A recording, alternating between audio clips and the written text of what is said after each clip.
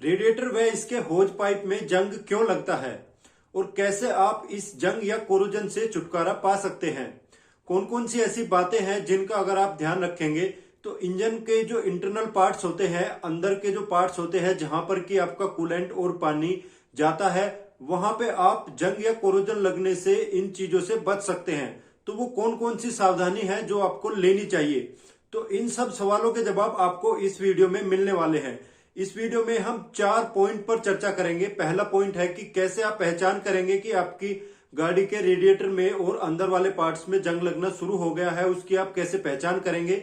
दूसरे पॉइंट में हम जानेंगे कि उसके क्या क्या कारण होते हैं और तीसरे पॉइंट में हम जानेंगे कि अगर आप इसको नजरअंदाज करेंगे, इस चीज को, जंग लगने वाली चीज को रेडिएटर में, तो उसके क्या क्या परिणाम हो सकते हैं। और चौथे पॉइंट में हम बात करेंगे कि इन सब चीजों से आप कैसे बच सकते हैं, इन सब चीजों का समाधान क्या है। तो स्वागत है आपका मेरे चैनल में जिसका नाम है इंजीनियर खोपड़ी। तो सबसे पहला जो पॉइंट है वो है कि पहचान कैसे करेंगे कि आपके रेडिएटर में या इंजन के अंदरूनी जो पार्ट्स होते हैं, इंटरनल पार्ट्स होते हैं, उसमें जंग लगना शुरू हो गया है। तो आप अपने रेडिएटर का ढक्कन खोलिए और अंदर झांकने की कोशिश कीजिए। तो आपको इस तरह का जो चीज अगर आपको दिखाई देता है, ये मैं आपको एक सैंपल दिखा रहा हूं, ये रेडिएटर का नीचे वाला हिस्सा है, रेडिएटर की नीचे वाली ट्रे आप कह सकते हैं। तो इसमें आप देखिए कि किस तरह से जंग आपको दिखाई दे जाएगा। ये रेड रेड लाल लाल कलर का अगर ये चीज आपको दिखाई दे रही है आपके रेडिएटर के अंदर, तो आप समझ जाइए कि आपके इंजन में अंदरूनी जो पार्ट्स होते हैं, इंटरनल पार्ट्स, उसमें आपका जंग लगना शुरू हो गया है। ये पाइप में आप देखिए, पाइप जो होज पाइप है ये रबड़ का है, लेकिन किस तरह से ये लाल लाल आपको अगर दिखाई दे रहा है ऐसा, तो इसका मतलब ये है कि इसमें जंग लगना शुरू हो गया है इस इंजन के इंटरनल पार्ट्स में। तो इस तरह से आप इसको पहचान सकते हैं कि आपके इंजन में जंग लगना शुरू हो गया है कि नहीं हो गया है। तो दूसरे पॉइंट में हम बात करते हैं कि आखिर इस तरह का ये जंग लगता क्यों है, इसके पीछे क्या कारण है। इसके पीछे एक मेन कारण रहता है कि आपका कूलेंट का इस्तेमाल ना करना। हम में से बहुत सारे लोग ऐसे होते हैं जो रेडिएटर में सिर्फ पानी डालते हैं, कूलेंट नहीं डालते हैं। कूलेंट में ये गुण होता है कि वो आपके इंजन के जो इंटरनल पार्ट्स होते हैं उनको कोरोजन से, जंग से बचाता है। तो कूलेंट का ना होना भी इसका एक कारण है।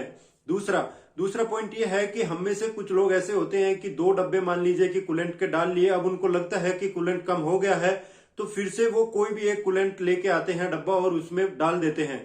इससे क्या होता है कि पहले आपने दूसरी कंपनी का कूलेंट डाला है, अब आप दूसरी कंपनी का डब्बा लाके डाल रहे हो, तो जो मिक्स हो गया दोनों कूलेंट कंपनी, उन कंपनी को, किसी भी 2 कंपनी को आपको मिक्स नहीं करना है। आपको जो भी डालना है उसी कंपनी का आप कूलेंट डालिए अगर आपको बाद में कूलेंट डालने की आवश्यकता पड़ती है। सेम ब्रांड का कूलेंट आपको यूज करना है, चाहे आप कोई सा भी ब्रांड चुन सकते हैं अपनी सुविधा के हिसाब से।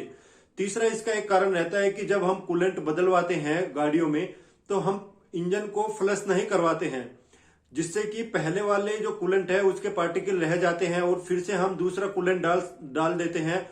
तो हो सकता है कि वो अलग ब्रांड का हो या पहले वाले कूलेंट में पहले से जंग के कुछ कुछ थोड़े थोड़े गुण आ गए हो, जिससे कि वो पूरे इसको कोरूड कर देता है, पूरे इसको कंटामिनेट कर देता है। तो हमें जब भी कूलेंट बदलवाना है तो पहले उसको फ्लश करना है, उसमें आप पानी डालिए, उसको पूरे सिस्टम को आप फ्लश कर दीजिए, फिर वो निकाल दीजिए और फिर से आप उसको फ्रेश, जो ताजा, जो नया जो कूलेंट है वो उसमें आप डाल सकते हैं। चौथा इसका एक कारण रहता है और सबसे बड़ा कारण ये रहता है कि जब भी हम कूलेंट में पानी डालते हैं तो हम जो नॉर्मल वाटर रहता है, रनिंग वाटर, टैप से कह ले या नल से कह ले या कहीं से भी लेके वो डाल देते हैं। ये इसका सबसे बड़ा कारण है। तो अगले पॉइंट में हम बात करेंगे कि अगर आप इस चीज को नजरअंदाज कर देंगे तो इसके क्या परिणाम हो सकते हैं। तो अगर इस तरह का जंग लगना शुरू हो गया है और उसको अगर आप नजरअंदाज करेंगे तो ये जंग जो है वो और ज्यादा बढ़ता रहेगा। और आपने देखा होगा कि बाहर में भी अगर कोई लोहे की चीज पड़ी है, उस पर एक बार जंग लगना शुरू हो गया तो धीरे धीरे वो उसको खाता रहता है और उसको कमजोर कर देता है। इसी तरह से आपके इंजन के अंदर जहां जहां पे भी आपका पानी जाता है, कूलेंट जाता है, इंटरनल अंदर ही अंदर जो गैलरी होती है, उन सब जगह ये उसको खाता रहता है, उस धातु को या उस स्टील को, उस लोहे को, इसको कमजोर करता रहता है। और आप जानते हैं कि आपके इंजन के अंदर और हेड के अंदर बहुत सारे ऐसे पैसेज होते हैं, कुछ में ऑयल जाता है, कुछ में आपका ये और कूलेंट या पानी जाता है। तो जब वो कमजोर हो जाते हैं जंग की वजह से तो वो पंचर हो जाते हैं।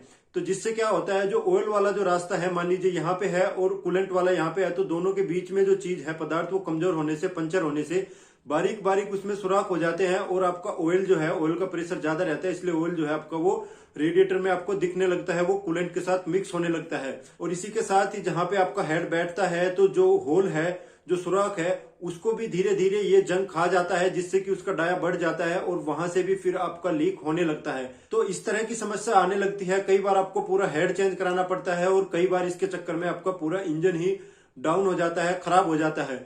तो एक छोटी सी चीज को हम नजरअंदाज करके अपने इंजन को खत्म कर लेते हैं।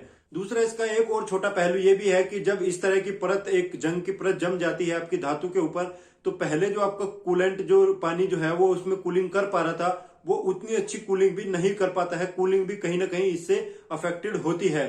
अब बात करते हैं रेक्टिफिकेशन की कि इसका समाधान क्या है, इस सब समस्याओं का समाधान क्या है। समाधान बहुत ही आसान है। पहला समाधान ये है कि आप जब भी यूज करें तो अपने रेडिएटर में कूलेंट का उपयोग जरूर करें। दूसरी चीज आपको ध्यान रखनी है कि जब भी आप कूलेंट लेते हैं तो आपको दो कंपनी का, दो ब्रांड का जो कूलेंट है वो मिक्स नहीं करना है। कोई भी आप एक ब्रांड लीजिए जो आपको अच्छा लगे और वो ही आपको पूरा यूज करें। तीसरी एक बात यहाँ पे आपको ये ध्यान रखनी है कि जब भी आप कूलेंट कभी बदलवाते हैं साल 2 साल में, तो पहले वाला आप पूरा निकाल दीजिए, फिर उसको फ्रेश करवाइए पानी से और फिर ही आप फ्रेश कूलेंट को उसमें डालिए। अब आप में से बहुत सारे लोगों के ऐसे सवाल होंगे कि मैं तो हमेशा कूलेंट यूज करता हूं, हमेशा फ्लश भी करवाता हूं, फिर भी मेरे इंजन में पुराना होते होते इस तरह का जो जंग के निशान है वो दिखने शुरू हो गए हैं। उसके पीछे का क्या कारण है? तो उसके पीछे का कारण है पानी। आपने कभी ध्यान नहीं दिया होगा कि जब भी आप कूलेंट तो आप डालते हैं, लेकिन उसके साथ में जो पानी मिलाया जाता है उस पर आपने कभी ध्यान नहीं दिया होगा। और ये जो पानी है यही सबसे बड़ा कारण होता है जंग का।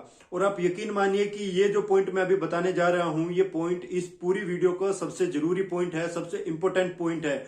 और मैं आपसे यही कहना चाहता हूं कि चाहे भले ही आप कूलेंट ना डालें, लेकिन जब भी आप अपने रेडिएटर में पानी डालें तो आप नॉर्मल जो नल का पानी होता है, टैप का पानी होता है, या कहीं से भी पानी आप भर के डाल देते हैं, वो आपको नहीं करना है। आपको डिस्टिल वाटर खरीदना है।